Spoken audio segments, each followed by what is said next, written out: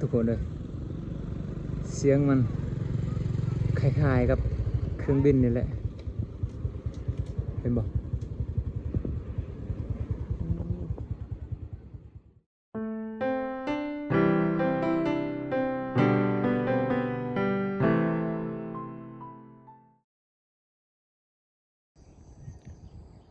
เอาสบายดีพี่น้องเนาะมื้อนี้ก็อยู่กับบ่คอนคือเก่าพี่น้องมื้อนี้บ่คอนก็สิขึ้นบ้านระเบาเนาะบ้านที่ว่ามีอันนั้นมีหยังเงินใบพัดกลางลมเนาะที่เขาสร้างใหม่เนาะตอนนี้บ่คอนกำลังสิเดินทางขึ้นพุ่นเนาะก็เลยสิถ่ายคลิปให้พ่อแม่พี่น้องรับชมเนาะกลางคันลมอะไรพี่น้องเนาะบ่คอนก็ยังบ่เคยเห็นเนาะก็สิขึ้นครั้งแรกเนาะตอนนี้ก็กำลังอยู่เส้นทางที่ว่าจะขึ้นเทิงพุ่นเนาะเคยเห็นแต่ในคลิปหรือในวิดีโอช่องอื่นๆเนาะมื้อนี้บ่คอนก็เลยได้ขึ้นไปเวียกญี่ปุ่นเนาะก็เลยสิถ่ายให้พ่อแม่พี่น้องรับชมนำกันอะไรพี่น้องมาพี่น้องใครที่ว่ายังบ่เคยเห็นเฮามาลุยนำกันเลยเนาะข้างหน้ามันสิเป็นแนวใดก็มารับชมนำกันพี่น้องเส้นทางมันก็จะง่ายเลยเนาะเพราะว่าเขาสร้างใหม่หมดพี่น้องนี่ก็เป็นขัวข้ามน้ำเสเนาะไปสบายเดินทางสบายอยู่พี่น้องข้างเบื้องซ้ายมือก็จะเป็นหมู่บ้านเนาะแต่บางคนบ่ฮู้ว่าบ้านนี้ยังเนาะบ่เคยมาคือกันพี่น้องครั้งแรกเนาะบางคนมา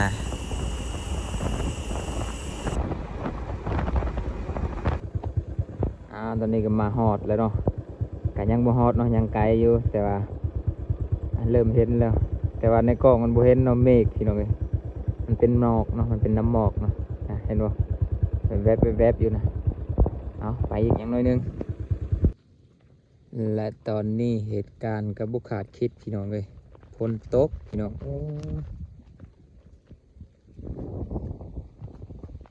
ตายคักบ้านนี่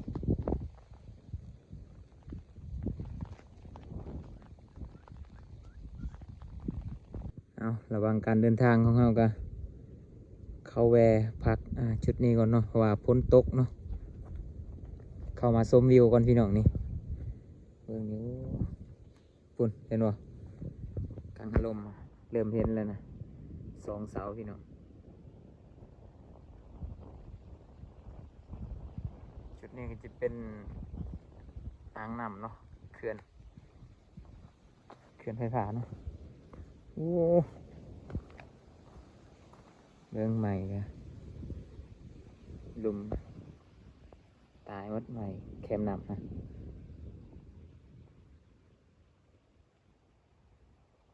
ตัว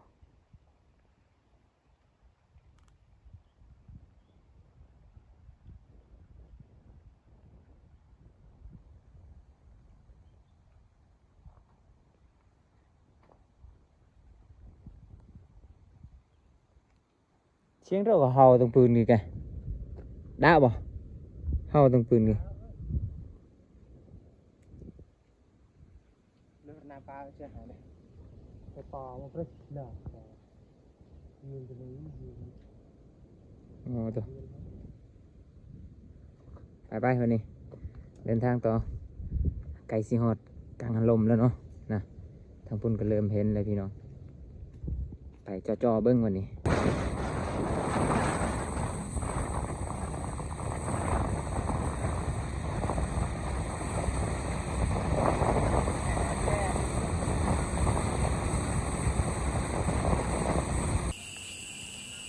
และในที่สุดก็มาฮอดจนได้พี่น้องเนาะนี่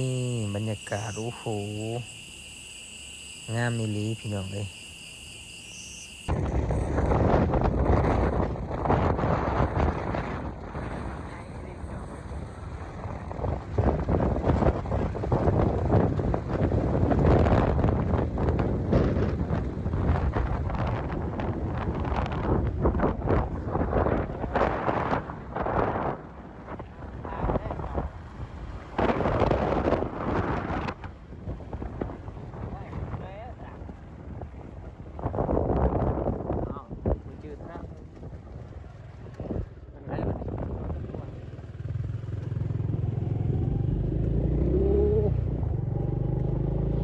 ตกใส่หัวนี่พี่น้อง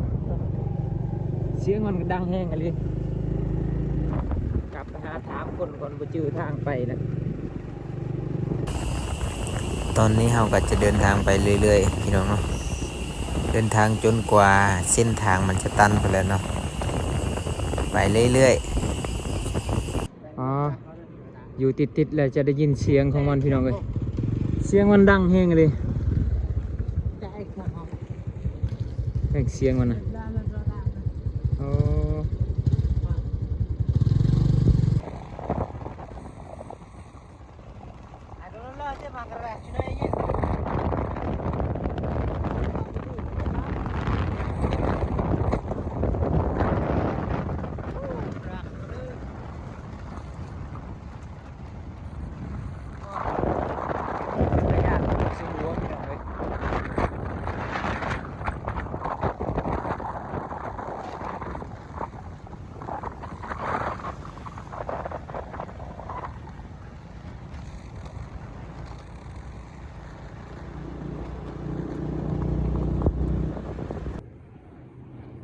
ฟังเสียงมันพี่น้องเลย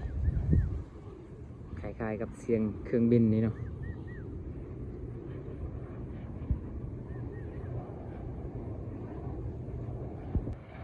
อ๋อ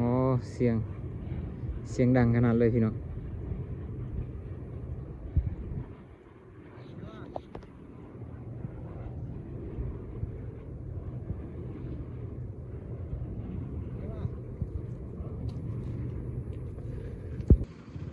อ๋อทุกคนเลยเสียงมันคล้ายๆกับเครื่องบินนี่แหละเห็นบ่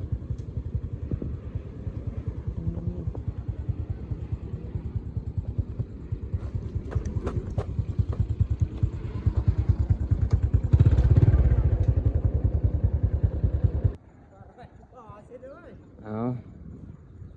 ได้เห็นกับตาตัวเองแล้ววันนี้พี่น้องเสียงมันดังขนาดเลยเนาะ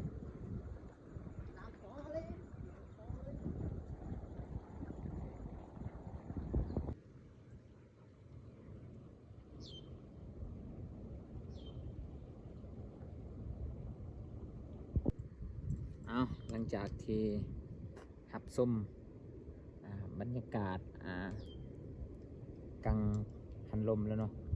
จากในรายชื่อมันบกคนกับบูฮูกันพี่น้องตอนนี้บกคนกับสิเดินทางกลับเนาะเพราะว่าฝนตกซุ่มๆเลยหนาวๆเลยพี่น้องเนาะโอเคบกคนก็ได้เห็นด้วยตัวเองแล้วเนาะโอเคเจอกันคลิปหน้าพี่น้องเนาะ